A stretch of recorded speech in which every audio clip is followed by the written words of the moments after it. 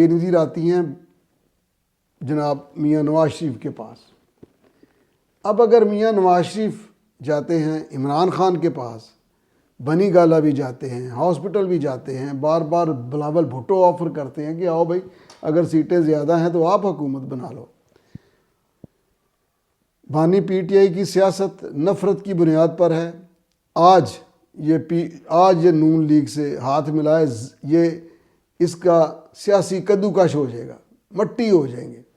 Peoples party की तरफ इतना वो अपनी तरफ से समझते हैं रुझान नहीं, लेकिन हाथ तो मिलाएं।